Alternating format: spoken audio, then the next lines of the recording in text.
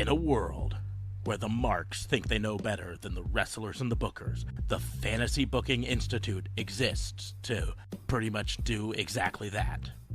This is a visit from the FBI.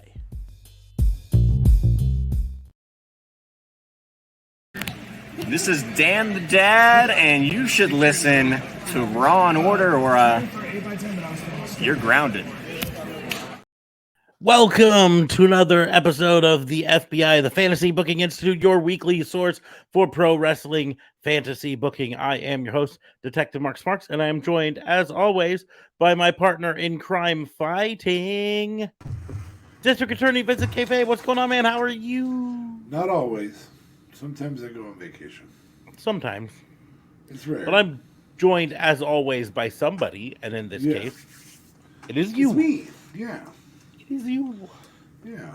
Yeah. No JLB again today. He says he promises he'll be back on Sunday. I hope so. I miss that little turd. I sure hope so too, but I am also not holding my breath. I think that would be unhealthy. Okay. Just, I mean, Sunday's a long ways away, but also, last week he said he thought he'd be back on Sunday and he wasn't. So, he's dealing with his stuff. That's fine. He needs to deal with it and everything. We'll just see on Sunday. But anyways, we're going to have some fun. I actually changed the headline for this, the title on the stream to Wrestling Game Night instead of FBI, because I do think that actually fits what we do a little bit better on this now. We used to go pretty hardcore on the wrestling fantasy book. I suppose you could still, if you wanted to. It just fits a game still, though. Mm-hmm. But we do a lot of games now, so I think Wrestling Game Night fits us a little bit better for this. We've been talking about it for a while, so on this, the rules are going to be simple. We're each going to take turns coming up with some sort of game. It could be fantasy booking, it could be something else altogether, and challenging the other person to that game, and just have some fun, right? And then we're going to just talk and shoot the shit, and then we're going to log off and go to bed. So I always give my co-hosts the chance to start off, be the first game or fantasy booking out the gate if that's what they want. Yeah, I think I will go first. I actually had a game that I kind of thought up today. Well, I really thought it up last night, because last night I came to a realization that there are some people who at other points in history would have been a face that are a heel, or would have been a heel that are a face at the time being. One example in history of this happening is Stone Cold Steve Austin in 1985 would have definitively been a heel.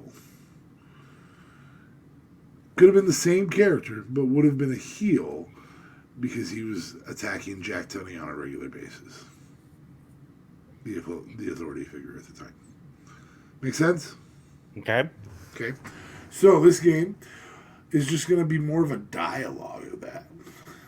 Just there's not really any points. We can do points in the future where the person hosting the game can say yes, that counts, or no, that doesn't count.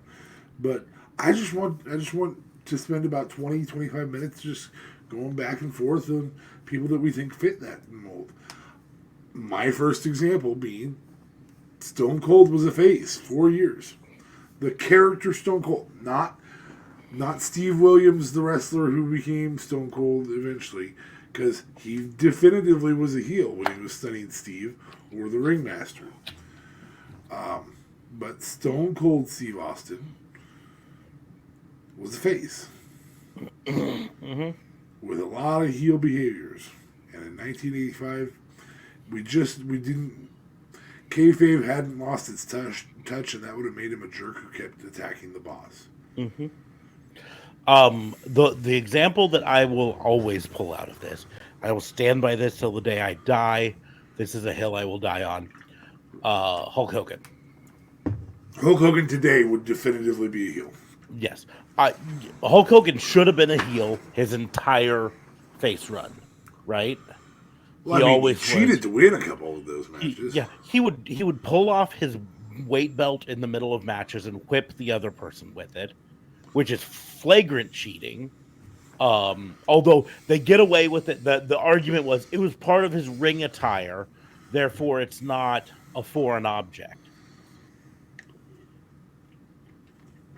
Okay. Yeah, you take off your boot and smack somebody across the face with it in other matches, and that's suddenly cheating. Yeah. He would do that. If your ring attire was brass knucks, if you always came to the ring with brass knucks, it's part of my ring attire, man. My ring attire, man. Can you take it off me? It's part of my ring attire, man. He would do the claws down the back of a wrestler. That's a heel move. Yeah, that's 100% a heel move. Like so many of his moves. You separate him from his charisma. Mm-hmm. And whether we like him or not now, his charisma made him a heel. Is the only thing that made him a face. Mm-hmm. And the push. Yeah, because otherwise, right? His constant me first mentality. You know, I mean, a perfect example was, what was the match where someone else won it, and he came? Yeah, Bret Hart won, and he came out and celebrated. Bret Hart lost. But he came out and celebrated, and Fuji challenged him to a match with Yoko, and he beat Yoko. Yeah, but that's it. Always, every step of the way, he was always heel behavior, but presented as a babyface. Yes, always, every step of the way. Yep. I think another really, really good example of this is Edge. Mm-hmm. Face Edge or heel Edge would have been a heel in the 80s. Mm-hmm. No, there could have been no face Edge. Yeah. A good modern example of it is Moxley. Up until his heel turn recently, which hasn't really even been presented so much as a heel turn, is just as an asshole who attacks people. Yeah, he's an asshole who attacks people. But he always, like, even at the height of his face run, you know, he was, I'll bloody you up, man. That's heel move, right? That's Macho Man should have always been a heel. Mm-hmm. I mean, let's take into account that Macho Man was the madness.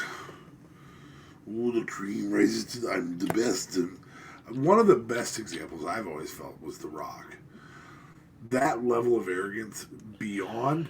Well, The Rock was the exact same character whether he was a heel or a face. The Rock, I firmly believe, was designed to be a heel, always supposed to be a heel. And when the crowd just started cheering him, they're like, fuck it, whatever.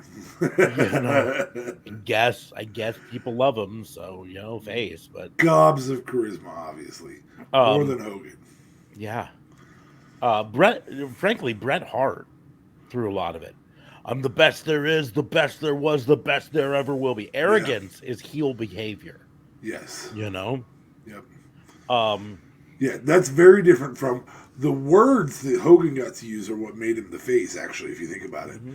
Eat your vitamins and we're gonna run wild on you. We're gonna, you know, we're working really hard. You know, garbage, just the gritty. Say your prayers. Say your prayers, eat your vitamins. Eat your prayers and drink your vitamins. Yes. Drink and say your vitamins. There's some vitamins in this, I think. Vitamin C, maybe? Maybe.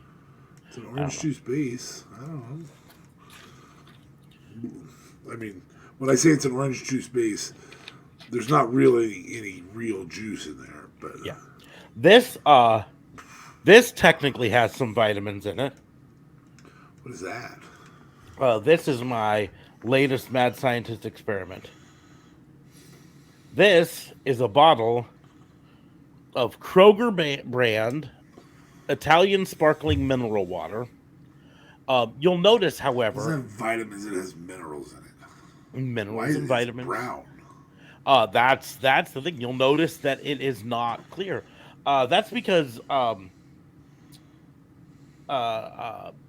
SodaStream has started selling actual Pepsi syrup for the SodaStream. I do not have a SodaStream. I do have an addiction to Pepsi. So I You bought a tried bottle. adding it to sparkling water. And Does it turn out? Yeah, it tastes a little different, and that's probably because the minerals in Yeah. mineral water, but uh there's some vitamin D in here, and there's calcium, and So you're saying folks. come October 30th, somebody should get you a Soda Stream.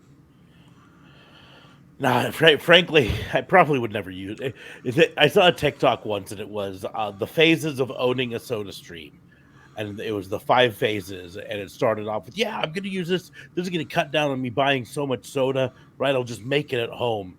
And then week 2 was, it's really been helping out, but sometimes I just need a soda fast. I just don't have time to make one, so I'm just going to keep a 12-pack of soda on hand, just for those times. And then by week 5, it's like, I mean, it's really great for like emergency uses and everything, but and then by like week 7, it's like, I don't even know why we have this thing, man. I'm never gonna use it ever again, but it was so expensive I just can't throw it away. um and that's what I think most likely is most people's soda stream experience. So I really don't have a desire for another appliance. I have a small kitchen too. So having an appliance for somewhere in my kitchen to make carbonated water, um and in reality, I don't think this, in the grand scheme of things, is actually that much cheaper than buying it. Because a 12-pack of Pepsi right now, where I live, runs about, depending on if it's on sale or not, about $7 to $8, right? The bottle of Pepsi Soda Stream uh, at the store was, I believe, about $7. I'm really quickly looking it up just to. Target has it for $6, $5.95, right? Um, but the amount that you have to put in, I imagine this is 500 milliliters, 16.9 ounces, right? The amount I have to put in this, I think you can get about 10 uh 500 milliliter bottles out of it, right? Which means it's slightly cheaper in that way. If I had a soda stream itself, making the carbonated water at home would be slightly cheaper by about like $1.50 to $2, right? But I'm not making the soda water at home, the carbonated water at home with the soda stream. I am going out and I'm buying bottles of mineral water, which cost $2 to $5 depending on where I'm in. So it's probably actually more expensive than just buying 12 packs of soda. Probably. It was more just a mad scientist experiment. I wanted to see if it worked and if it tasted similar. Um, and it does. And Tastes work? similar enough to work it. So, no worries. But I'm probably not going to do it again. Like,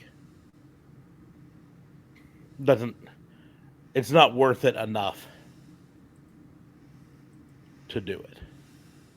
Now, the soda stream itself, if you weren't doing the Pepsi, if you were getting one of the off-brand things for it, like the Dr. Pete, those drop down to about $4.50 or so.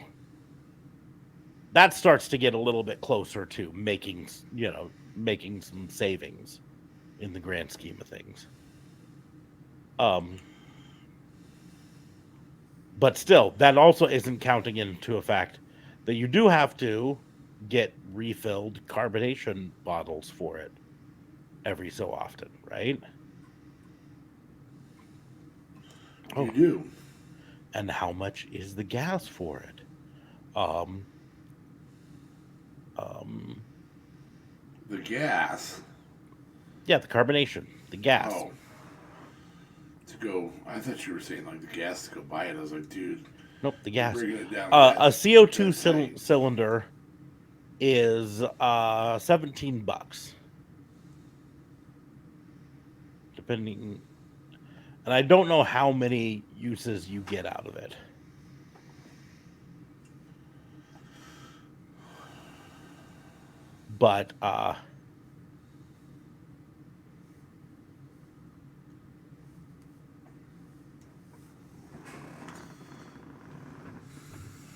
But yeah, it's still, I don't know. Grand scheme of things, that was a weird sidebar Yeah, on this. on this Great, particular challenge, but yeah. grand scheme of things. So Not entirely sure SodaStream's worth it. This has some vitamins and minerals in it, so I can drink my minerals with this. Back to people who are actually what about heels. Gunther? Um, I think I think Gunther is supposed to be a heel. Yeah, and I think in any term of history he would have been a heel in that character. Hmm. I think he's supposed to be a heel, and this is going to be a little spicy for me to say. Uh, I think in WWE, when you bring in a wrestler who is as good as Gunther, it is hard to keep them a heel because the fans are so starved for really good wrestlers who are faces that they just cheer them and they love them. So no matter how much they try to make him a heel, people are gonna like because they're trying to make him a heel now. They had the whole thing on Raw yesterday with Kevin Owens and Sami Zayn and Imperium coming in all hoity-toity, saying next week the ring general will be here, That was fun. and uh, and so they're obviously trying to make him a heel, but he's gonna get there and the crowd's gonna cheer. Um, so. Fair enough. So I think he's supposed to be a heel. I think he's No, 100% supposed to be a I heel. don't disagree. I think the only thing that makes him a face right now is fans. Um, trying to think. The tough thing is you've got people like I would argue that Kevin Owens, uh, but he vacillates between heel and face so much that it's almost impossible to tell what he is at any given time. Yes, very, very much Like, so. Yes. like I think he's a face now. I think. But he's kind of a I cocky mean, jerk. I feel like we're all constantly just waiting for him to turn on Sammy, Mm-hmm. including the bloodline. Yeah.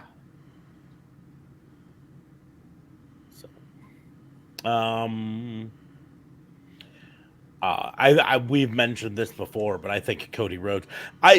In hindsight, Cody said something in an interview, and he said that the last parts of his run in AEW was supposed to be a heel turn for him, like when he started to get a little more cocky and all of that stuff. That was his subtle heel turn. It was too little, too late. But if you go back and you look at it, I can kind of see what he was doing, right? He knew the fans wanted him to be heel, so he would do like the over the top things. Like when he came out and he gave a speech that uh boiled down to I have a biracial daughter now, so I really understand racism more than most people.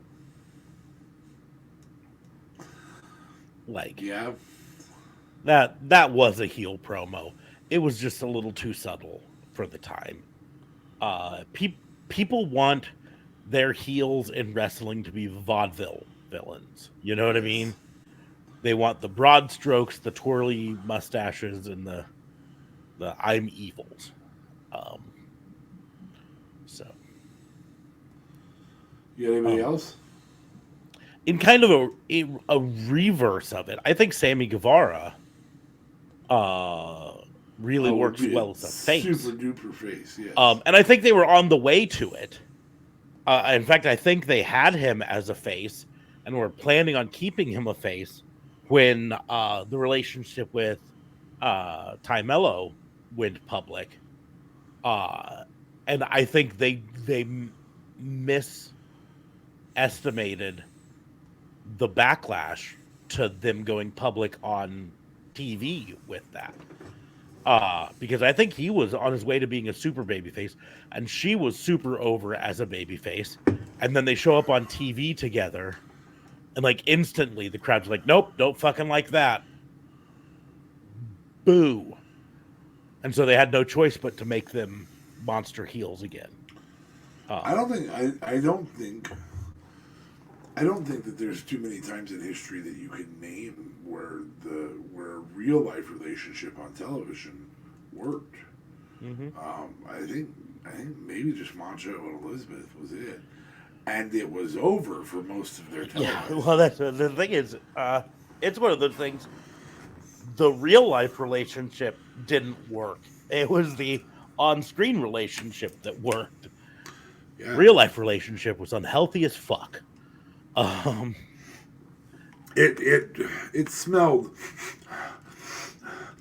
unique in the '80s.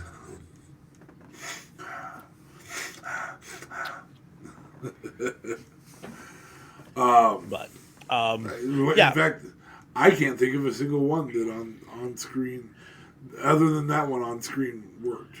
some would argue that Edge and Lita maybe did. yeah, some would argue that Maria Kanellis Bennett and Mike Bennett. I am not one of those. Miz and Maurice kind of works right now.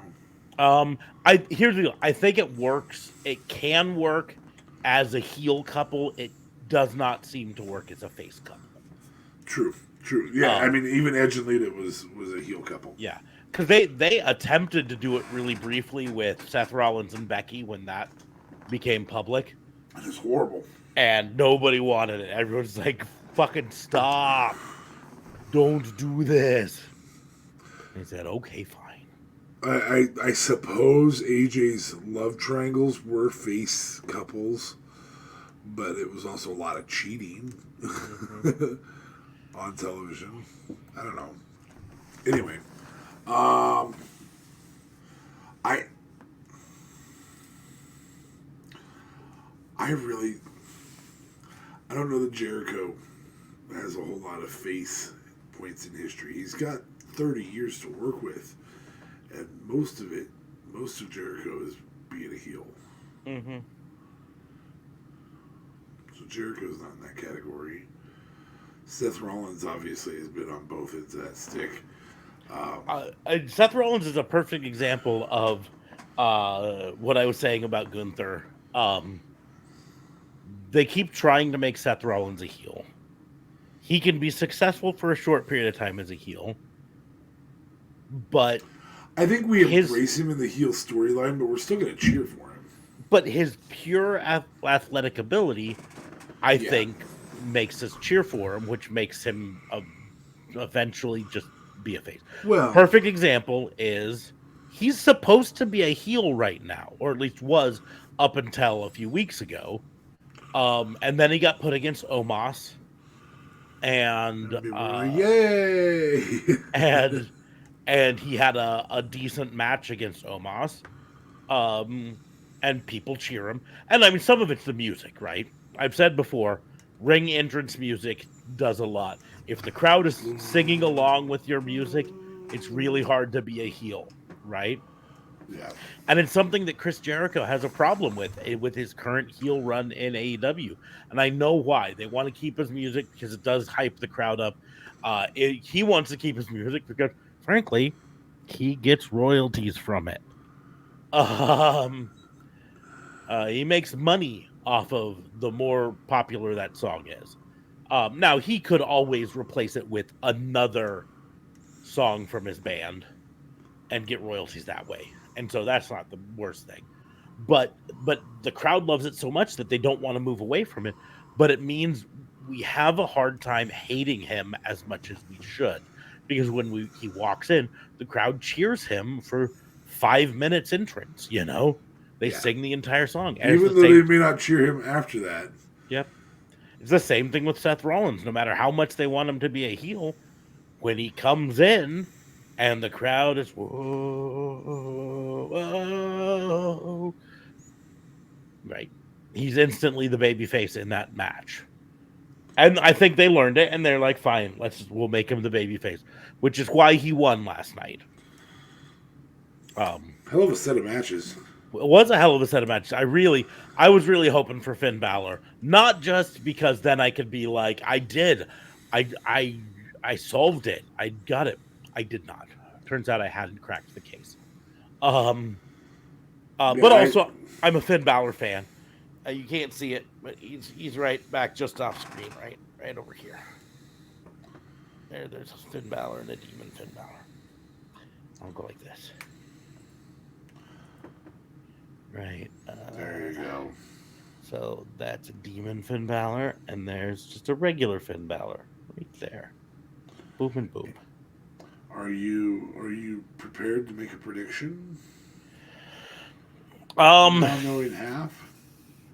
Not knowing half. Give me 1 second because I'll just pull it up. I am going to give a hot take in regards to the game we're playing. I think Brock Lesnar, circa Goldberg, basically being who he is right now, not talking very much and just destroying people, I think that's a face. I think he looks like a heel, though.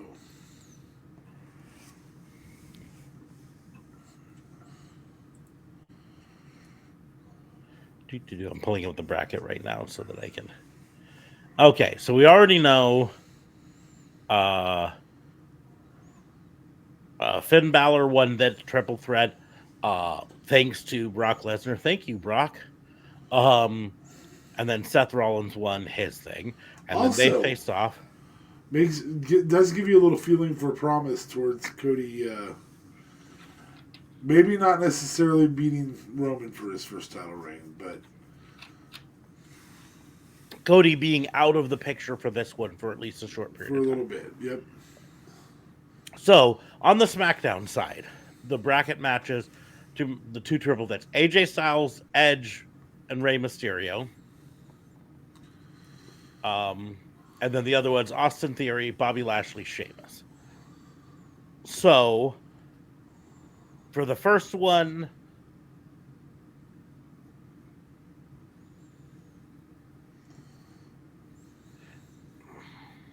I think it's either AJ or Edge. And mostly because I think Judgment Day is going to stop Rey from winning, right? It also doesn't further the Judgment Day storyline for him to win, right? Edge currently is kind of without a story that he's actively participating in. And AJ just came back from injury. And so, in fact, this is going to be his first match back. Yeah. I think so. So I think it could be either of those because both of those are in search of a story. My prediction is a spoiler. AJ wins that one. I don't necessarily think you're wrong. That's kind of the way my gut was going. I think Judgment Day takes out both Edge and Rey. I mean, I could see them. You're not wrong there. I think they've... Maybe they come in and take out all three and try to claim one of the spots. Yeah. That doesn't hurt anything, I think Judgment Day has put the Edge storyline behind them. So I think that's why they're just going to focus on Ray. Anyways, but either way, my gut says AJ Styles. Also, here's the deal. I think when it comes to the finale in Riyadh, I think they're really trying to think, what is going to be the biggest match we can put together out of this? Seth Rollins is their workhorse, their guy. So him winning, even though I wanted Finn Balor, him winning is probably... In fact, I think even though I say I wanted Finn Balor, I think if you go back over the past couple episodes, I've said repeatedly that I think the right choice is Seth Rollins to be the first champion. And I think I'm going to still stick with that. The other match is a little tougher. They're not going to double strap Austin Theory. So even if he wins the triple threat, he's going to lose to whoever is in the next one match, right?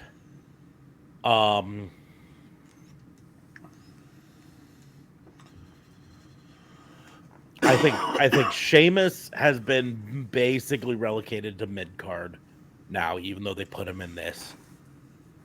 I think Lashley and Edge makes a good. I think Lashley and Seth makes a good feud. I think Lashley and Seth would be decent. I think that's the most likely choice. So then I've got Lashley versus AJ Styles. That's a David and Goliath match. Could go either way, really. Depending on AJ and Seth puts on the better match. The better. Oh my gosh, this is a match for you. Yeah. I mean, I guess it all depends on which way do we think they want the match, the headliner match, to go at Night of Champions. Well, more importantly, in Riyadh, which one is the marketing tool that they want? Do they want Seth Rollins, the workhorse, versus a giant monster of a man? Then they do Seth versus Bobby. Do they want a technical wizardry match of Seth Rollins, the work rate guy, versus AJ Styles, the work rate guy? I don't know which way to go. There's also another piece of that puzzle. Does that person, whomever it is from SmackDown, that if they lose, are they immediately still in the main event picture with Roman? I don't think so. Who doesn't want to see a real Lashley versus Roman feud? And Lashley can say, no, I'm just saying, you can tell that story is, I may not have had won on that opportunity, but I've never had a chance at yours. And there are several people who haven't had a chance at Roman's current run. Now, Lashley has had it, but not clean, not just him and Roman. Not one-on-one. AJ has had it and lost. Austin Theory has never had it. Edge has had it and lost. Rey Mysterio has had it and lost. What? You looking to see if Austin Theory's had a one-on-one with Roman? He's never had that. No, it's not Austin Theory. It's someone else. You're checking the AJ story. I think it was very early during this run. And by the way, what's with the concept that September I've already beat you, so I don't have to beat you again? 2 years later, sorry, bud. I've done a lot of development in 2 years. So we are going to. They wrestled at a house show in September of 22. Theory and Roman? No, AJ and Roman. Oh. So that was Universal title. So we haven't had that. But before that, the last time they faced off in any sort of a singles match, and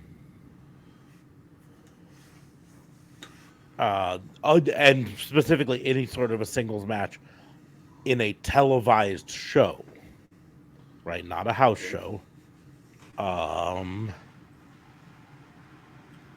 Jesus, this goes back a long time. Roman's had that title for a long time. This goes back way longer. Oh, wow. The last time Roman Reigns faced AJ Styles in a televised match, singles match, was Extreme Rules 2016. Oh, so we could do AJ then. So AJ going into the main event title that picture. are available to put this run on. Yes.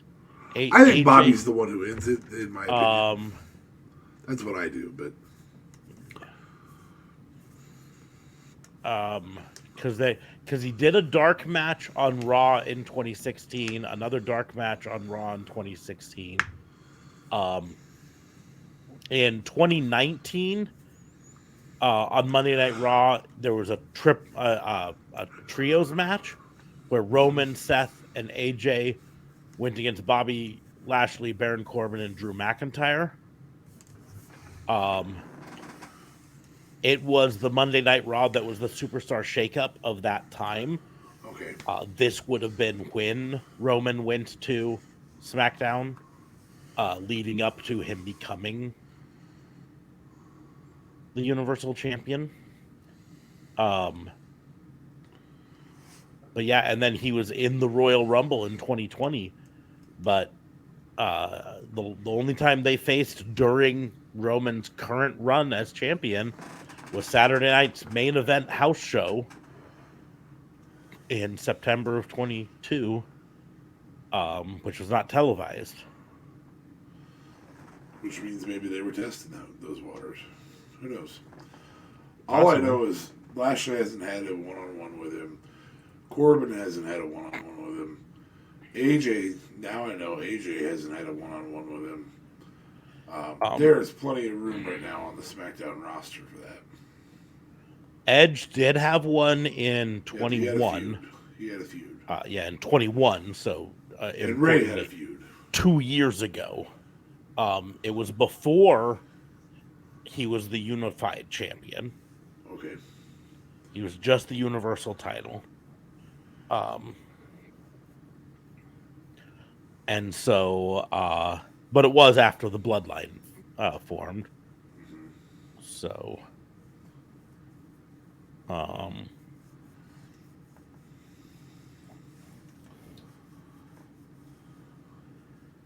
and then Rey Mysterio in 21, in June of 21, had the Hell in a Cell match. Yeah. But so, of the people in this, right, AJ hasn't had a one-on-one match with him. Sheamus hasn't had a... Did Sheamus... Let me check that. He may have. I still think... I think Sheamus has unfortunately been relegated by... quality of roster. Yeah, them down to... he has never had a televised shot for the title. For this series. Because he's actually beat Roman for the title before. Yeah, for the title this series around. Right, you're right. He was in a War Games match against the Bloodline. He had a house show Universal title, WWE title, triple threat match, but that's not televised. It was also a triple threat. And it was also a triple threat. He had a Friday Night SmackDown Jay and Roman versus King Corbin and Sheamus tag match. And then the week before, he had a Friday Night SmackDown tag match that was the same people. And prior to that, the last time that he had faced in a televised thing was 2018. So we definitely have a window here for Roman to have some contenders. I even think it's more than a window. I'm gonna say this. I think that this is specifically designed to set up fresh contenders for Roman, because we've said that's part of the problem with Roman right now is he's run through is they've given the illusion that he's run through them all. In fact, SmackDown after Jeddah, I would almost assuredly have a whole group of people come out and say, now, if that person wins, then they're on Raw, so they're no longer part of that conversation. But this week on SmackDown, they could really set up some serious contenders. That's why I think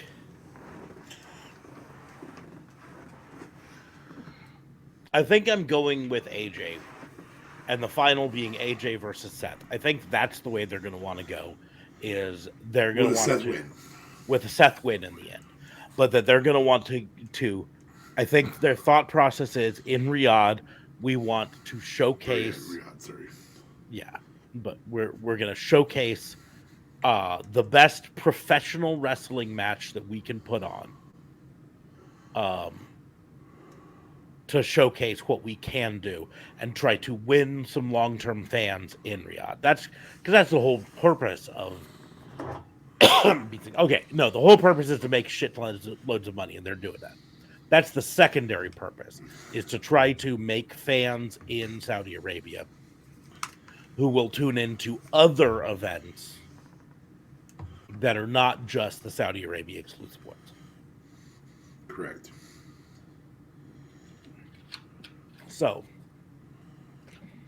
I think it's going to be AJ Styles winning his bracket, Bobby Lashley winning his, and then AJ Styles being able to somehow or another eke out maybe a little bit of schmoz there, because you also have faction war there available. Yep. But AJ getting the victory in that to go on to the finals in Riyadh, and Seth Rollins winning. That's my prediction. Fair enough. Unless Vince Russo is involved in booking, then David Arquette is going to replace AJ Styles in the match, and he's going to win.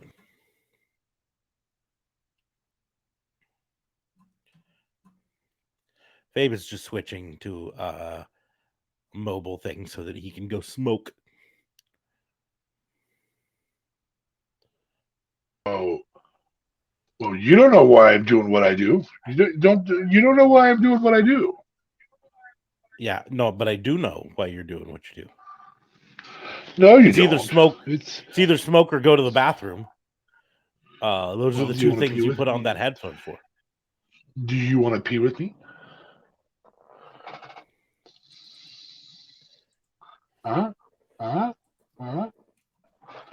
Didn't really matter. All right. Are you still there? I'm still here. I was just busy changing your name.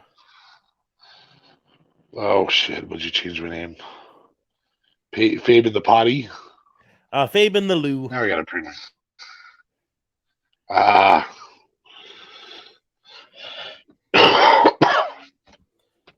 mean, it is to smoke, but in the loo. But anyways, that's my predictions for that match. Now that you know half. Yeah, we know half. So all I'm predicting. Now, what I would have preferred to have seen, as much as I loved Finn Balor versus Seth Rollins, because they did do some really great callbacks to their Universal title match that Finn Balor won the Universal title and then had to forfeit it the next day because he fucked up his shoulder. They actually had Finn Balor hit Seth Rollins with the same move on the guardrail, which is kind of a cool thing. But there was a little wink, nudge to what we thought was going to be the final. I mean, I thought it was, which was as soon as Cody was announcing it, I was like, well, shit, okay. So I thought it was going to be Cody and Seth. Yeah, I thought there was a chance for it, but I was just hoping that they were smart enough to know that we cannot put that belt on Cody yet, because here's the deal. I forgot one thing. I thought Brock was going to interfere in Riyadh, and I forgot Brock likes Saudi money a lot. Yeah, so he wants to have that match set up for Riyadh. Yes. I did think Brock was going to interfere. I just thought it was going to be later.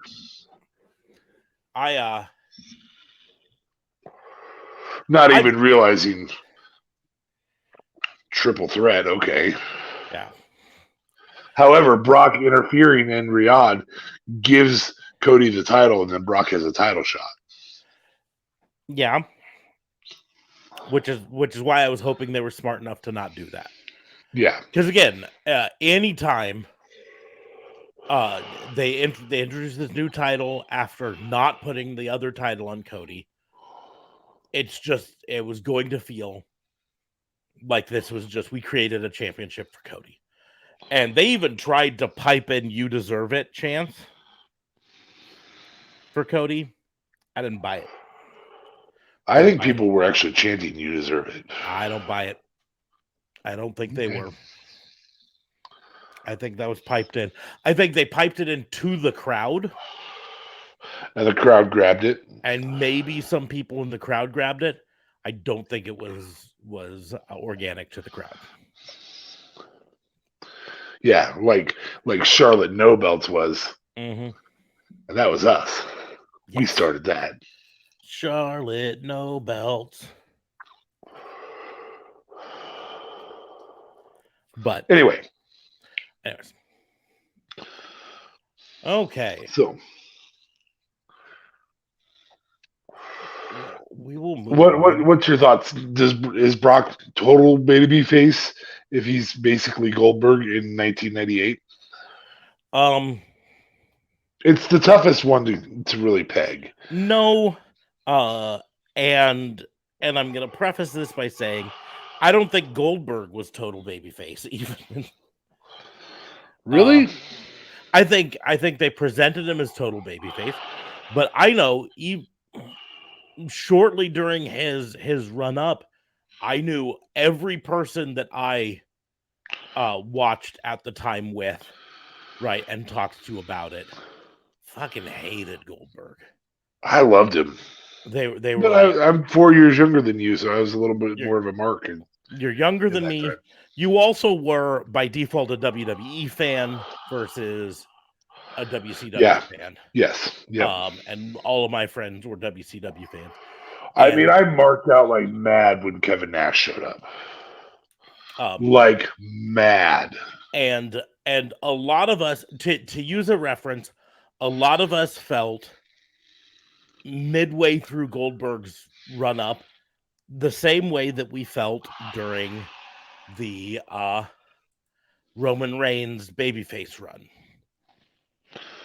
Well, like he was being pushed down your throat. Like he's being pushed down our throat. Like, it was cool to start off. This new guy comes in and he demolishes people, and we're like, yay. And then we saw he didn't just demolish people. He demolished Bill DeMott, a mid-card champion. Yeah, and then regularly featured mid-carder. But still a mid-carder, and then he demolished people. He also demolished a lot of jobbers. Likable mid-carder. I mean, you don't start with Bill DeMott.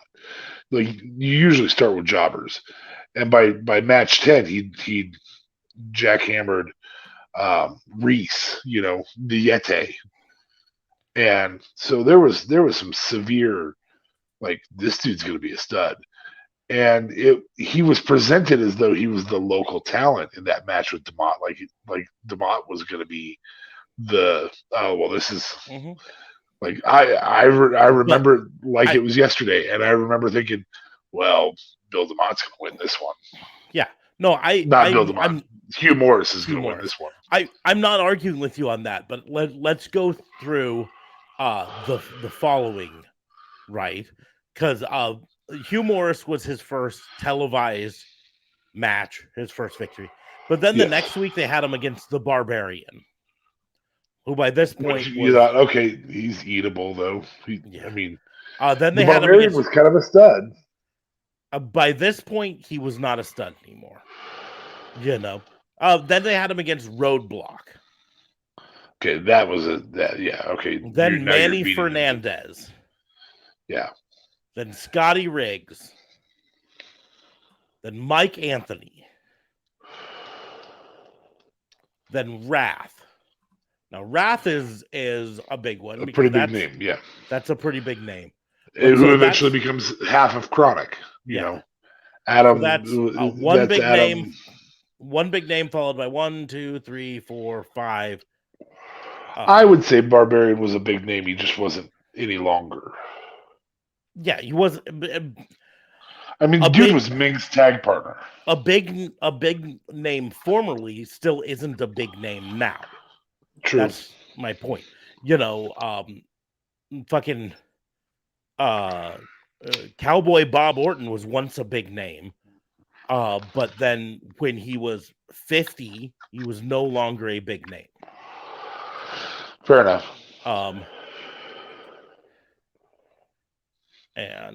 But Wrath was still going.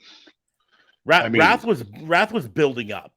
He was, yeah. I mean, he just come over from WWE where he was Adam Bomb, and now he's Brian Clark. I'm not arguing there, but like,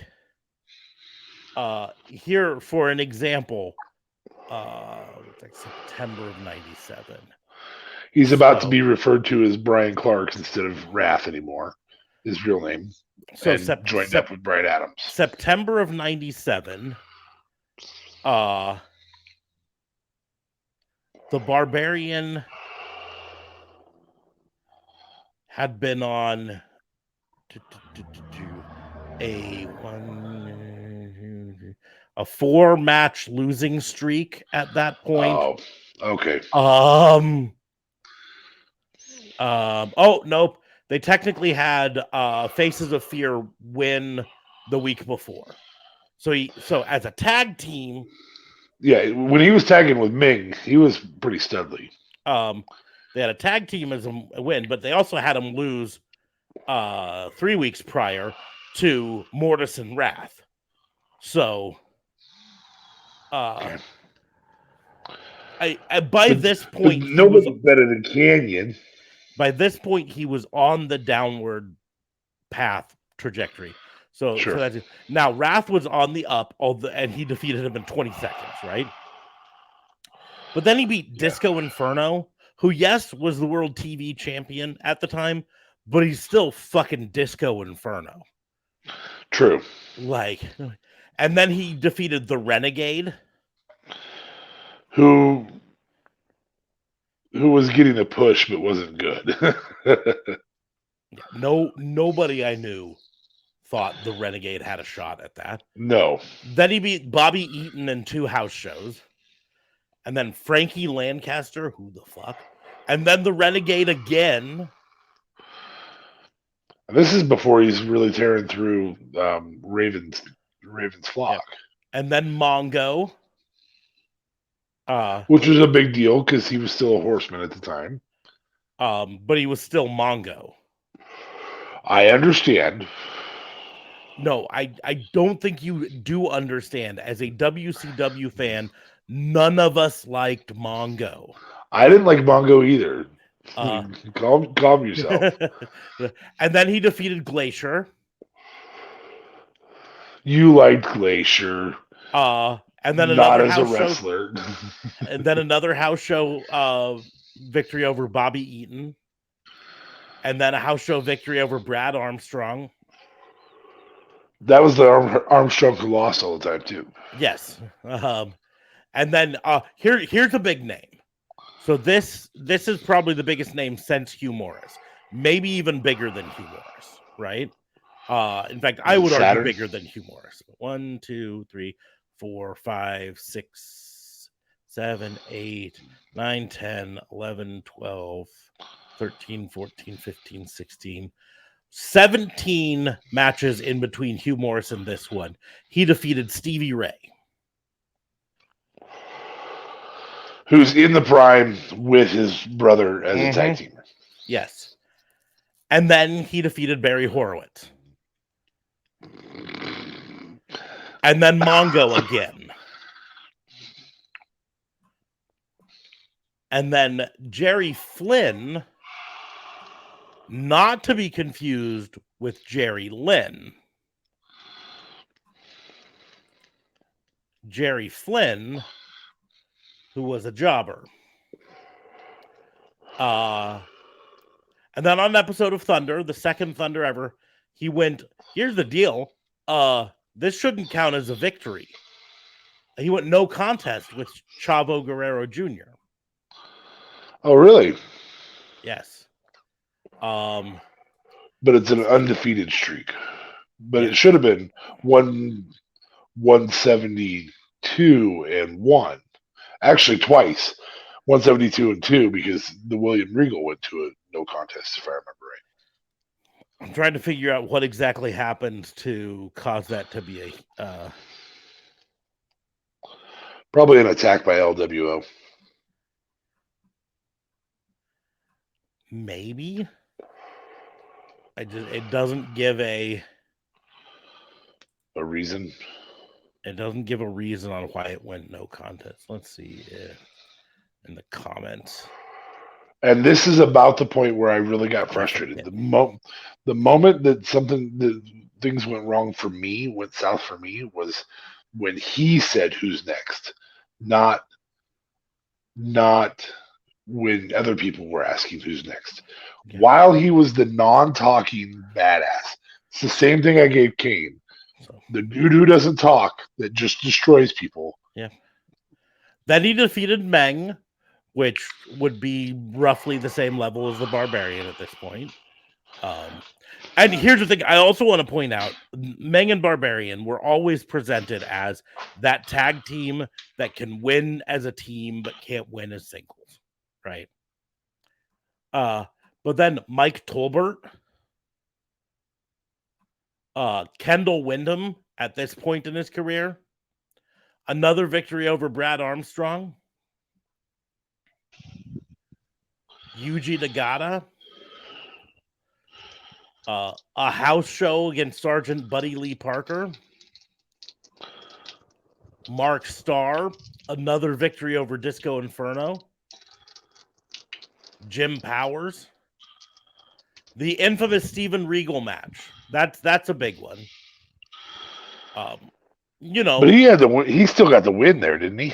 Yeah, the match where it went like 8 minutes and it wasn't supposed to go 8 minutes. It went 5 minutes, but for Goldberg that was a long time. It was a long time. Ultimately, the biggest thing about it was that Steven Regal got told, "Hey, go make him look good," and he took that to mean, "Hey, go out and trade moves with him and make him look like a good wrestler." And Bill Goldberg was like, "No, that means you go out and you fucking let me throw you around for a bit, and then I get the pin in 30 seconds."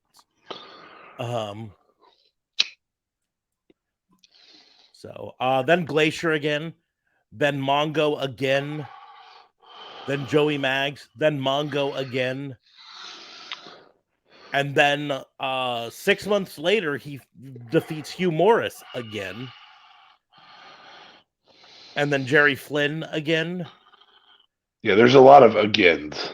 And so he's still for the first time, but then Brad Armstrong again. So he still doesn't have the U.S. title yet then. No, he's got the TV title. Oh, I thought he won the U.S. title. No, he doesn't have the TV title because that was a non-title match with Disco. No, it was a title match. It went to no contest against Disco. Oh, I read it okay. Wrong. So he should have 2 no contests in his column there. A lot of matches. I'm done saying, again. A lot of matches against Yuji Nagata. Because if I remember right, he won the U.S. title off of Raven. A lot of matches against Brad Armstrong. There's the Renegade again. A lot of matches against Jerry Flynn. By this point, they're doing a lot of house show matches just to pad the stat. Yeah. They hadn't quite yet realized that they could just lie. They eventually did, though.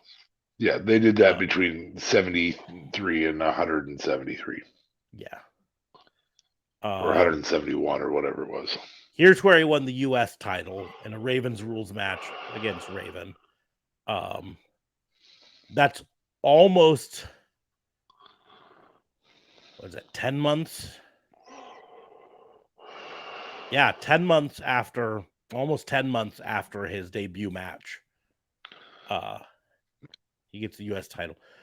But this is about where, as a WCW fan at the time, I started to feel Roman Reigns-y about it.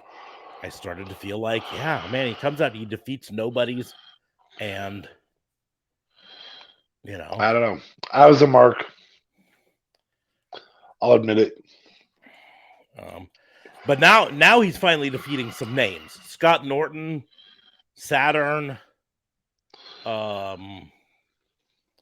Jesus, how many times did he defeat Saturn? I gotta count these up here right now because it's a lot of times on this page. Just on this page. 1, 2, 3, 4, 5, 6, 7, 8, 9, 10.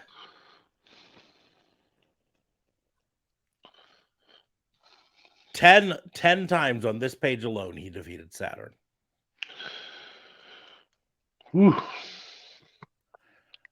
You know, gotta pad the stat there.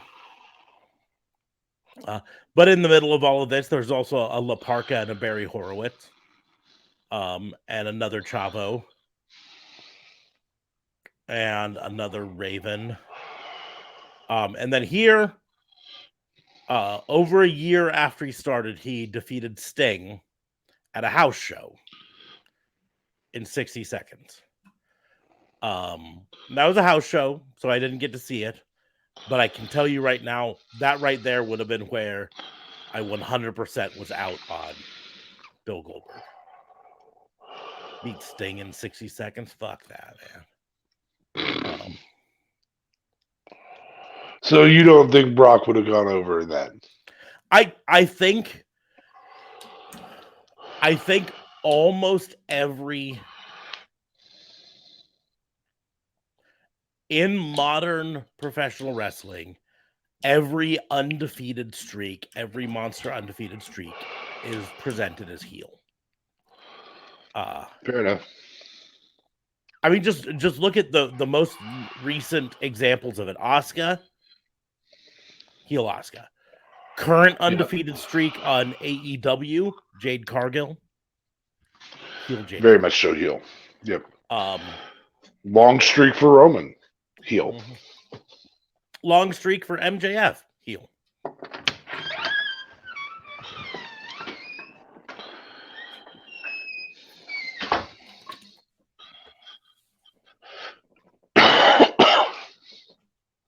Okay, let's move to my I'm ready. Sparkling Pepsi. My almost Pepsi. So is this sugar Pepsi or like Pepsi? It is sugar Zero? Pepsi. You can get the zero sugar variety, but this is sugar Pepsi. So. Okay. So my game for you, my challenge for you is I'm going to throw out a scenario and I need you to name the currently active professional wrestler that you would most likely choose to put in this scenario. Okay. Right? And why? Why they're your choice. I want some reasoning behind it. First scenario. You need someone to look after your son for a day. And your only options are currently active professional wrestlers. Who do you choose to watch your son? What is he, 10 right now? That'd be 10. He'll be 10 on Sunday. 10 on Sunday. Yep. Happy early birthday to him. Which wrestler would you trust with your 10-year-old son? Kevin Owens. I've seen the behind the scenes stuff, and dude just loves kids. Kevin Owens would be my guy. I also 100% trust that if it was a school day, that he would hold him accountable to do his homework and still help him have fun. Okay. I know that sounds crazy, but Kevin Owens. Okay. That's fine. That's the answer I want to hear. Who would you choose for your daughter? Curious. That's tough, but it's kind of a similar sort of a thing. There's a kind of a weird toss-up between either Cody Rhodes or Becky Lynch. Just because how they are with their own kids. And mostly it's because they both have daughters right now who are significantly younger than my daughter. Yeah. But they are parents of daughters. They are good with their kids. I think they would make good temporary daycares for it. Yeah. But there's also there's others they're not the only ones with parents. Kevin Owens is a great choice. Kevin Owens has in defense of Junior Fabe, he would want me to give him Seth Rollins. Mm-hmm. And I don't know that Seth is ready for the chaos that is Junior Fabe. Yeah, I don't know if Seth is ready for the chaos that is Junior Smarks too. She is a bundle and a half. She is a little chaos gremlin. I love her to death. I do. I've had lunch with her, man. I know. Mm-hmm. Why are you throwing stuff on the floor? Yeah, you don't even know the half of it now. She's in her what they call it, terrible twos. Then it's three-nager. Revenge of the Fourth. I don't know what they call 4-year-olds. She's now 5, and so she's Revenge of the Fifth now. Yeah, it's Revenge of the Fifth, I guess. I don't know. She is. She yesterday we put her to bed.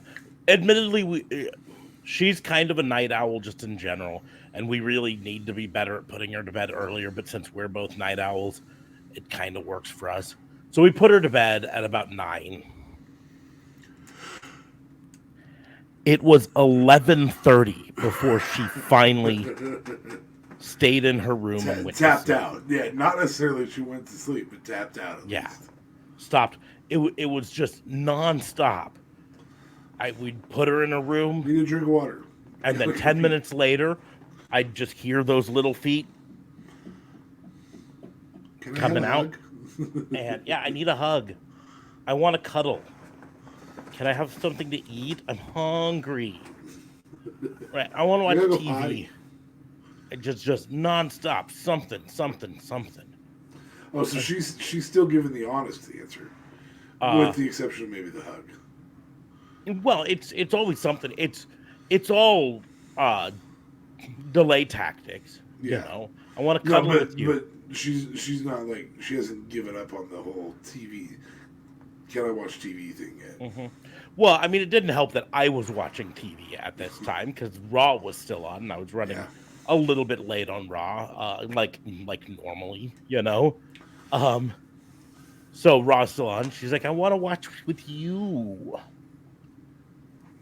She knows you're a sucker. Like, no, you need to go to bed. Mine so badly last night. Wanted to stay up to watch Seth in the second match. I let him watch the first one, and then he was off to bed because I started watching late, of course. Mm-hmm. And he was like, "I got to see Seth again, Dad. I got to see Seth." He is a true blue Seth Rollins mark. And Seth Franklin Rollins. It's because he has the shirt. Mm-hmm. He has a shirt that only 4 people on the planet have. 2 of them Seth are here. being one of them. Yeah, 2 of them are here. Seth being one, and him being the 4th.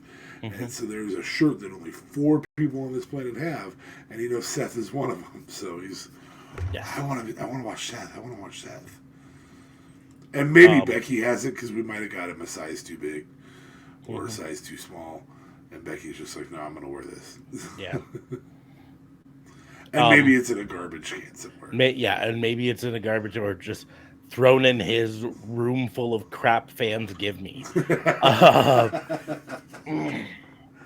You know, this is the thing that a fan brought me at something. If ever we get meet and greets in Nebraska available, I do want to spend the money just to be able to go say, so what'd you think of the shirt, man? Yep. Have to be wearing the shirt when we walk up in the meet and greet. Yes, I would wear Seth Franklin Rollins any chance I had to meet Seth Franklin Rollins. Okay, next scenario. You have a 12-hour car ride to someplace that you have to choose a traveling partner to split car driving duties. Well, they're also going to drive. They are also going to drive some of it, yes. Because 12 hours is too much for any one person to just take on regularly.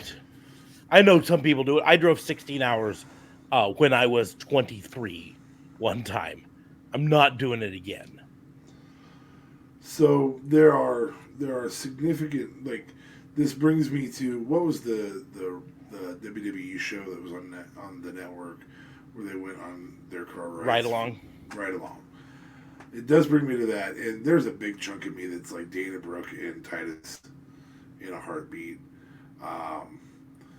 There's just all sorts of stuff. But at the end of the day, if it's 12 hours and I only get to choose one, I'm choosing Mark Calloway. I'm choosing The Undertaker. And the reason being, I want the stories. Every time I watch him break kayfabe and tell stories, and I get a new story and a new story and a new story, I love it every single time. Okay. So.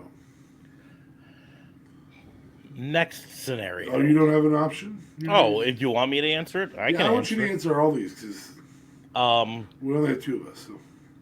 For me, it's a little tougher because it's Sting. Admit it. There's an argument in my brain that is against the old people. This isn't ageism. You just don't want to stop to pee all the time? No. This is, if they're driving, I want them to have something to live for. and you don't feel that you're it? And I'm definitely not it, right? And so, one of the wrestlers out there who can tell stories, but also, like a Kevin Owens, has a family waiting at home to live for. And so he's not going to take any extra chances while driving this 12 hours. Might even stretch it to 13 hours just to go the speed limit the entire time. Calloway has like a first grader, dude. Yeah, he's also old as fuck. He hasn't broken 60 yet. He's still old. And he's a former biker. In fact, still a biker. And here's the deal, right? You're about to judge bikers. I'm about to judge a certain set of bikers, and that's specifically the ones who don't wear helmets. My dad was a biker, rode a motorcycle religiously for 40 years of his life, rode it up until the day he could no longer do it due to Parkinson's. Passed his motorcycle down to my brother. I had a motorcycle until I injured my shoulder, and my doctor said don't do it anymore. But here's the deal. Any motorcyclist, anyone out there, some people might not like hearing me say it, but any motorcyclist out there who chooses to ride without a helmet, I don't trust them. Never will. There's thousands of peer-reviewed studies showing the benefits of wearing a helmet. For if you get into an accident. In fact, most motorcycle safety instructors will say it's not a matter of if you get into an accident, it's when you get into an accident on a motorcycle. and the positive outcomes from wearing a helmet versus the negative outcomes from not. And this comes from, we're in a helmet required state. Nebraska requires a helmet. Every election cycle, there is a group in Nebraska that petitions, tries to get signatures to get a helmet law repeal on the ballot. And they fail narrowly, but fail every time. But it's getting narrower, right? Almost every state around us does not have helmet laws. And literally, during Sturgis, which happened just north of Nebraska, right? On the border between Nebraska and South Dakota, right before Sturgis, There are gobs of helmets. there are helmets just strewn by the side of the road from people who buy a cheap helmet to wear through Nebraska just so they don't get a ticket. Then as soon as they get to South Dakota, they literally take it off while driving and throw it out to the side of the road. And theoretically then when going back home, grab it. Grab a helmet off the side of the road and put it on just so they can make it through Nebraska and not get a ticket. And I think those people are the dumbest people on the planet. Again, I've ridden motorcycles most of my life. My dad rode motorcycles for 40 years. My brother rides motorcycles. We wear helmets. It's not that big of a deal. And it could potentially save our lives. Right? Yeah. And so, and I know for a fact that Mark Calloway falls in the helmetless side of motorcycle riding because I've seen it. And not just when he rides a motorcycle out to the ring, but we've seen footage of him riding to events like Sturgis or Bike Week down in Florida. We've seen footage of him doing it. So I'm not going to trust him to drive me for part of it. Inadvertently, in the same way, as much as I love Sting, right? I'd love to sit down for hours and talk with Sting, right? And I'm not saying he doesn't have something to live for, but he's also in his upper 60s. He's 64. And he's lived a tough life. He admittedly had a drug problem for a chunk of his life. He is past it, but drug problems can lead to later in life problems that come back. So who do you choose? The last thing I want to do is die in a car accident because a wrestler had a heart attack while driving me, and me be the footnote in the article about famous wrestler dies in a car accident. Also killed in a car accident. Is this guy that, for some reason, so someone like a Kevin Owens is high on my list, right? So who Inadvertently, I also don't want to go too young, like a Sammy Guevara. Like, nah, man, he's got a lot of life to live, but he's also, importantly, crazy as fuck. Yeah. No, thank you, Darby Allin. Yes, no, thank you, Darby. You can drive yourself. I choose life on this. So Kevin Owens is a pretty good one. Matt Cardona wouldn't be bad. That'd be a lot of fun. Especially if Chelsea was with you. He's got a lot of good stories. From both his times in WWE and his times on the Indies, going up and being Deathmatch King. So that wouldn't be a bad choice. It's kind of that sweet spot in that 30 to 48 age range. Cody Rhodes would be a really good one. Kenny Omega would be a ton of fun. And importantly, Kenny Omega doesn't drink. So I'd know he'd be sober for the entire drive. He'd have a lot of fun stories from Japan and Ring of Honor and the Indies and AEW. He could probably teach me some Japanese. Kenny Omega might be my choice. Okay, fair. So I mean, also fitting your niche is CM Punk, but you're probably gonna want to smack him during some of the stories. yeah, the problem is he'd probably I want you to quit ranting and just tell me stories, bud. yeah, he'd probably accuse me of being the source to Dave Meltzer at some point. I know you were the one who told Meltzer about this. No, Punk, because I just met you. Someone told Meltzer, and it had to be you. It was not. Anyways, next scenario. Somebody, a professional wrestler that's currently active, you need to choose to make you a lunch. Make me a lunch. Mm-hmm.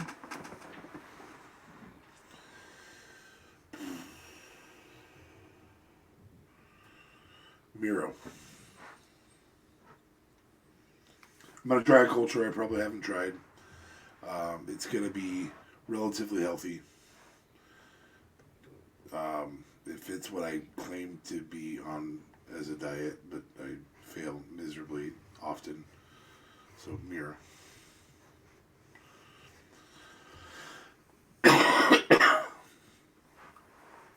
You got somebody? I mean, I'm not going to put on airs and try to pretend I'm not who I'm not who I am. Probably Otis. Frankly, Fair enough. I choose Miro because it's probably going to be steak. yeah. I'm relatively certain steak will be involved with Otis too. There will just be there will be an at with the steak.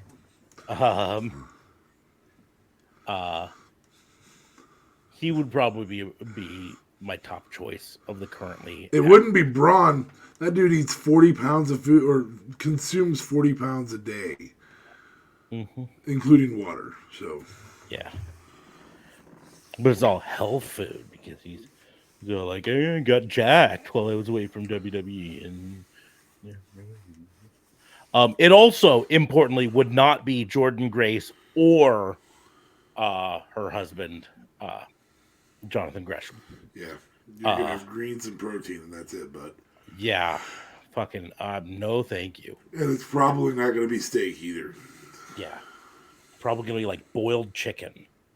Oh, jeez. Just the concept.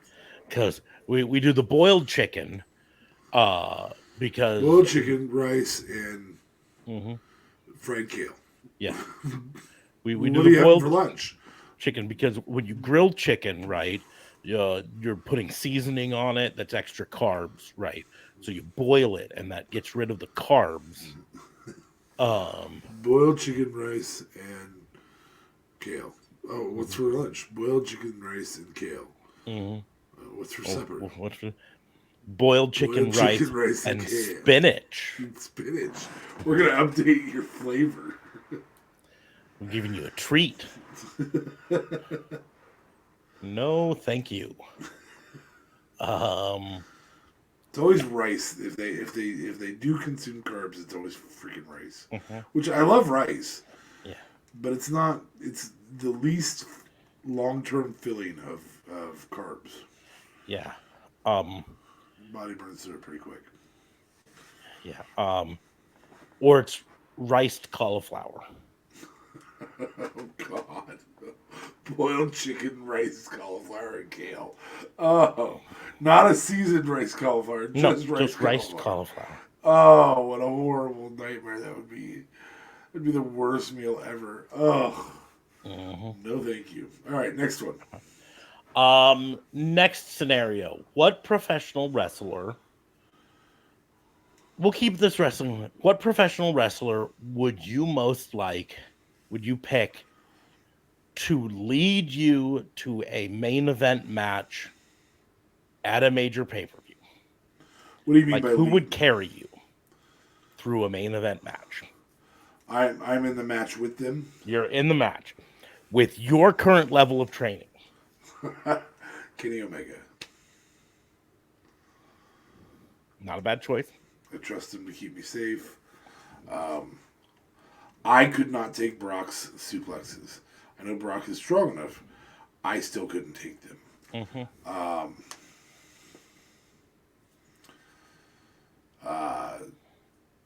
There's about 3 people safe enough for my current level of fitness and that can put on a quality main event level match with that. And Kenny's tops on that list. Moxley would want to do a death match because of my lack of training, and I would say, dude, I don't want to do that. Yeah, Moxley would be like, here's the deal, man. You're going to look great when I put staples in your forehead. No. It's going to be just one light tube across the back. It's not that big a Everything's deal. fine. They explode. Most of it goes the other direction. Yeah. The key word being most Yeah. there, Mox. Yeah, I'm going to go with Kenny Omega. Kenny Omega's a very solid choice. He puts on a great match with a broom. And I don't have... We're both fortunate enough to be big enough that Omega's not going to give us a one-winged angel. Just for his own safety, he's not going to do it with schmucks like us.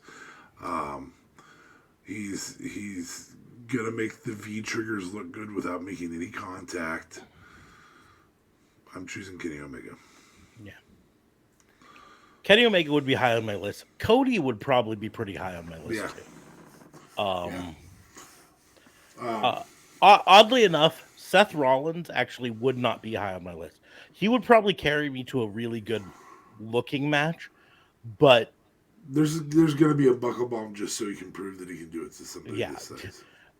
As much as I love Seth Rollins, he does not have the best track record of not injuring opponents. My second option would be somebody like Tozawa, where I could get a quick win, but that's not going to be a main event match. Not that Tozawa couldn't beat me. Tozawa could and would. But if I have the option of getting a quick win, I'm going to take a little guy that I can toss like a Brock Lesnar. Hornswoggle. Is there something to be said for choosing someone like Omos just from a standpoint of he'll get a quick victory over me? It'll make him look... Yeah, it'll make him look strong because he chokeslams a big guy. Because we're both you're bigger in terms of height. And both of us weigh between 300 and 400 pounds. Yes, both of us weigh a lot. Let's just say I hear visible groans from my scale when I get on it. The other option that would be similar to that, to take a squash match with, would be Braun. In fact, I don't have to take a choke slam. I get to take a power slam, which, yes, I understand that it could be more painful, but likely won't. Would actually likely be less painful than a choke slam. I mean, your number one choice if you have a time machine is Kane. Kane's never injured somebody in the ring. Yeah. Well, that's why I would say there'd be something that squash with Kane to be said for Kane, or even if he was still active Undertaker. Yes. For this standpoint, as much crap as pile drivers get for being dangerous and whatever, in reality, the tombstone is the safest fucking move because your head doesn't come within this close to the mat, right? And when they drop you forward to your back, they are dropping you all of 6 inches. Yeah. The regular pile driver, the sit-out pile driver, that's the dangerous one. Yes. Because that is all about, is your head and neck longer than their thighs are wide? If so, your head's hitting the mat somehow, you know? So Kane or Taker is also a good option if you're taking the squash match. If you want a work rate one, and again for us a work rate match is really 4 to 5 minutes. Yeah. I take Kenny Omega. Yeah, we're blown up at 4 minutes. Yeah. We're breathing heavy. You're kicking the shit out of me. Yeah. So, we'll do one more.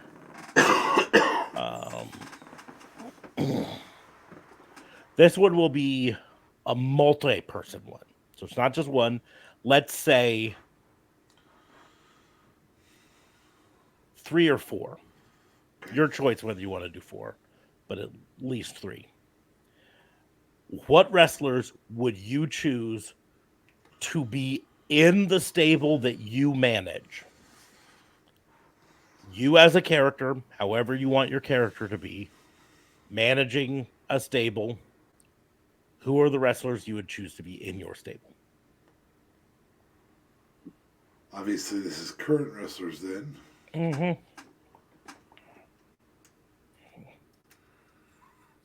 Oh. And keep in mind, not limited to one promotion.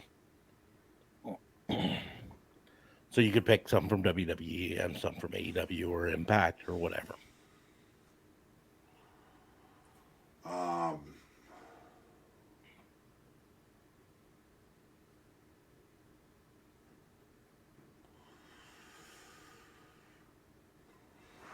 I am going to do...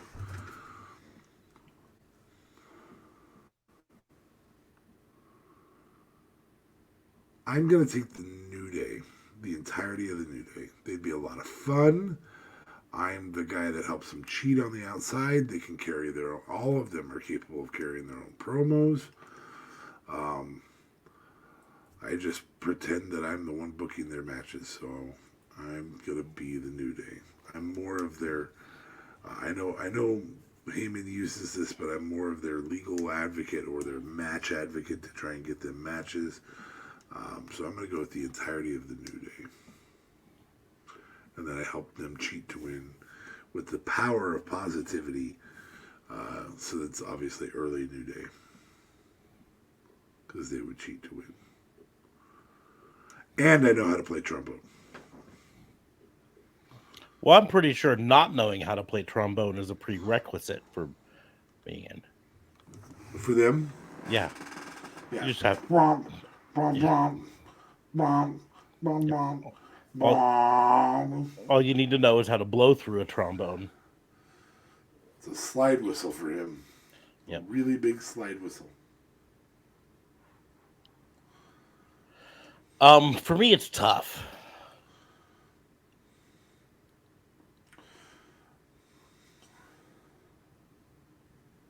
I think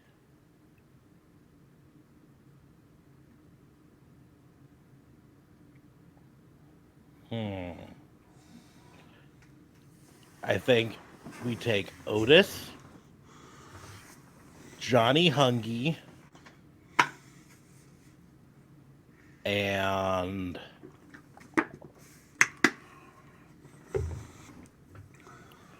the 2 members of Bear Country. Whatever their new name is. You guys are going to be a food eating group? We're just going to be a big guys group. Big guys group. Okay. Yep, just big guys as a whole. Johnny's going to be the fitness one of us because he's not, like, super big. As big. And I am going to be the dirty cop that runs the whole group. We're going to be like a gang of big toughies. Okay. That's a fun game. So I'll come up with more scenarios for next time we play it, because next time should be fun, especially if we have a third person here. But since we don't have a third person here, I'm going to give you a hint as to what I was going to do tonight, and we'll probably do next week if we have a third person here. Reverse draft again. Reverse draft meaning I have to put them on his roster. He has to No. put them on mine. Reverse draft 5-round where 2 of us know what the topic of the draft is and one person doesn't and has to try to. We've played this game before. Yeah. Yep. I thought it had been a while since we'd played it, and I was really looking forward to trying to play it tonight. But then, no, he had to be like, "Nah, I can't make it tonight. I don't know, tired. I know that Maybe. feeling. I don't know if that's why he's not here. He didn't really give a reason, but And we don't have to have a reason. we don't have to. That's why I'm just putting tired on the thing. So total side note, you know that I've been doing genealogy for my family, and I'm waiting on results for my father's in-depth Y-DNA test to come back. My father's been gone for almost 5 years now. So, but the site that he had done DNA testing through before still had his sample, and so we could pay to get the Y-DNA retested for an in-depth Y-DNA. But it's not done yet. So when I click on the Y haplogroup thing, it says, here are your direct DNA relatives based on the information that we have right now. And the information that we have right now puts here are a whole bunch of people that you're related through a shared ancestor at 4350 BCE. What? Yes. So you know, I am a direct related ancestor to Matt LeBlanc and Matthew Perry through a common ancestor. Literally in your Y chromosome, specifically. In my Y chromosome, but literally over 6,300 years ago is the common ancestor, which is not actually all that. No, I mean, deal. Like, there are entire, regardless of belief structures for people, there are entire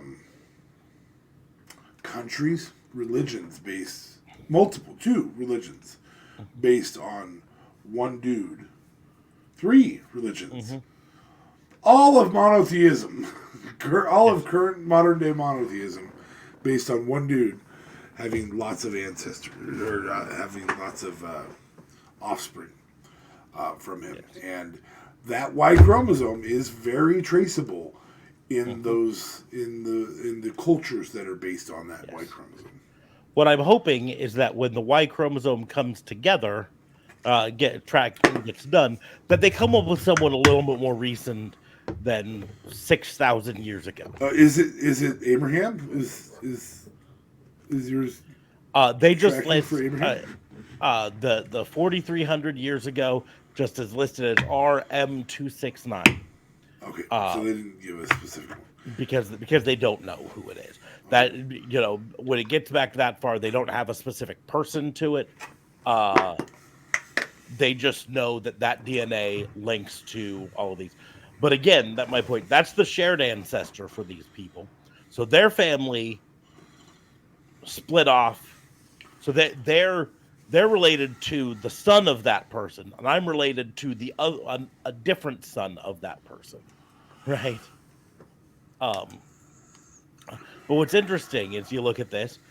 I'm going to list a bunch of names that fall in that same 6,000 years ago.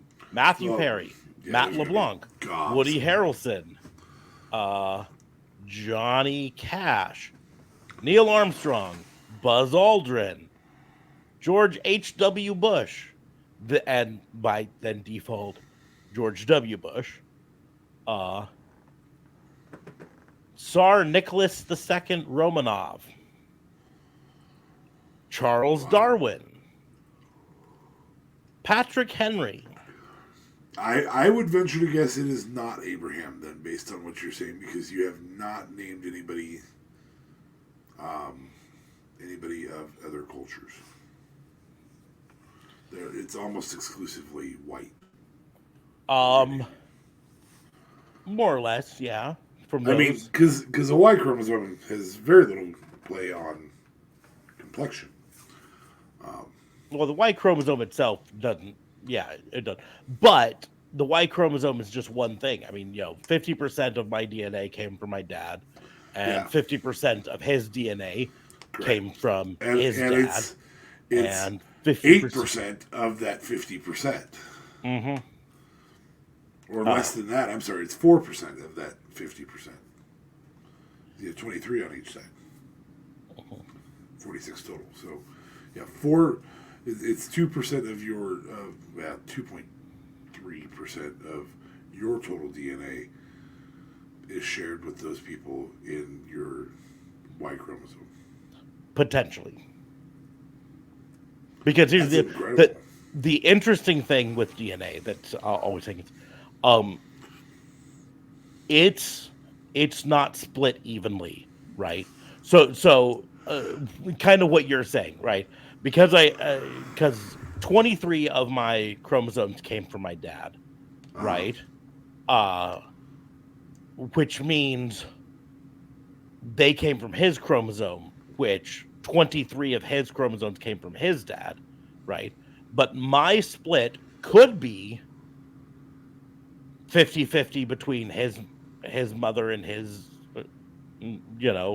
father, right, for those 23, except for the Y, but or it could be all from his mom, literally, except for the Y chromosome. Yeah. Right? Literally, there's no rhyme or reason for it. It's luck of the draw. Or it could be, I mean, literally, all 23 of my chromosomes could be, or maybe not all 23, let's say 22 of them, could be from his father and one from his mother. It could go either way, right? Yep.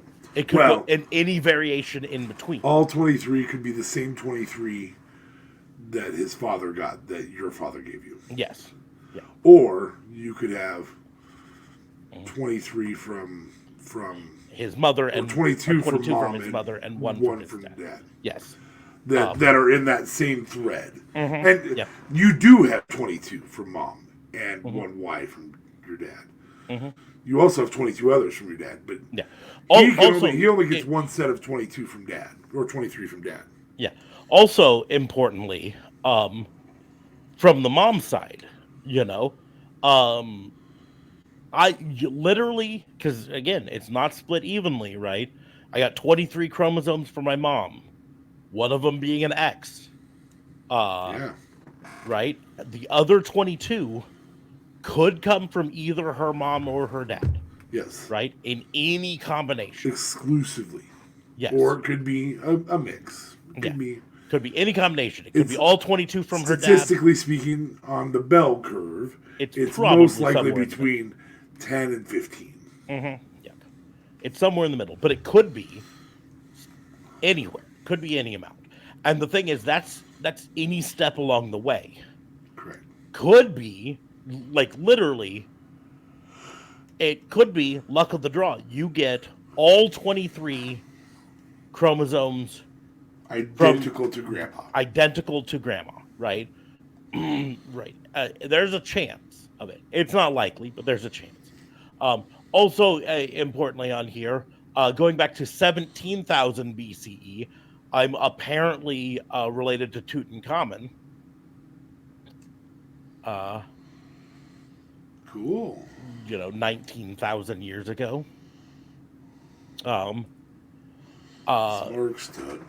Going back to 232,000 BCE, I have a shared common ancestor with South Carolina born slave Albert Perry.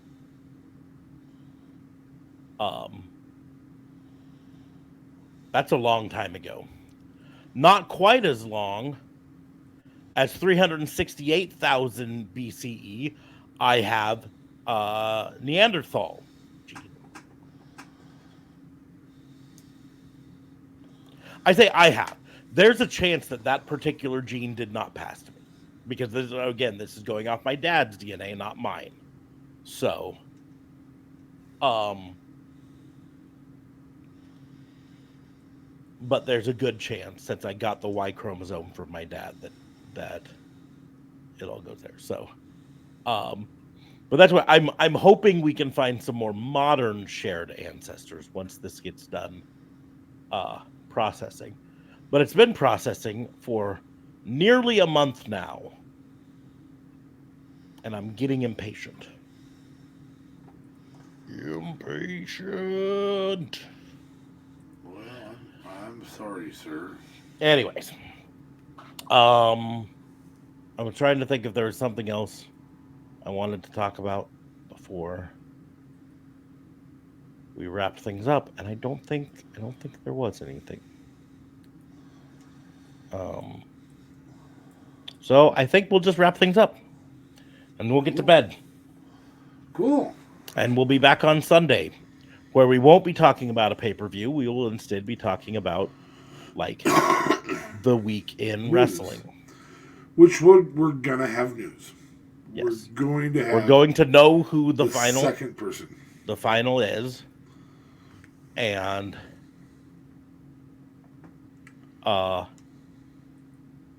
we're going to be able to talk about whether we think our predictions are right or not.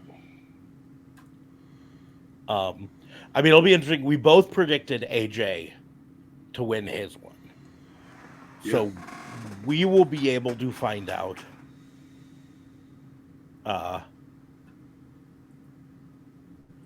after this whether we were right at all with that one, you know?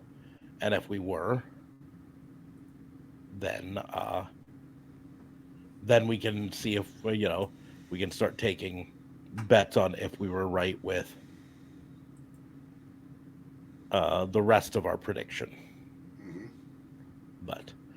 But anyways, on that note, we're going to go ahead and wrap things up for this. Make sure to like, share, and subscribe to this, especially on Twitch. You can follow us on Twitch for free, or you can subscribe to us for just $5 or free if you're an Amazon member. And that helps us out a lot. That gets us a little bit of income coming from it. That helps make it worthwhile. You can also subscribe to us on YouTube. You can follow us on Facebook. All sorts of ways to help us out. You can share this with your friends. That's the freest way to help us out, because that gets the word out and more people come to watch us and listen to us. If you're subscribed on Twitch, so you get notifications when we go live, so you can join us in the chats and have fun there.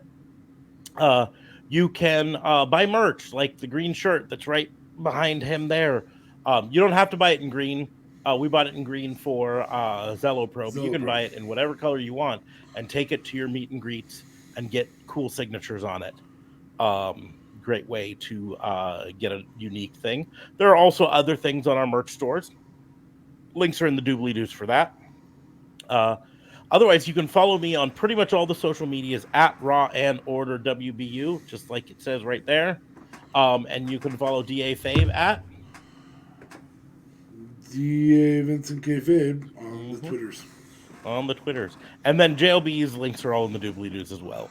But on that note, we're going to go ahead and close the book on the wrestling game night. Thank you all for joining us. We will see you soon. Bye.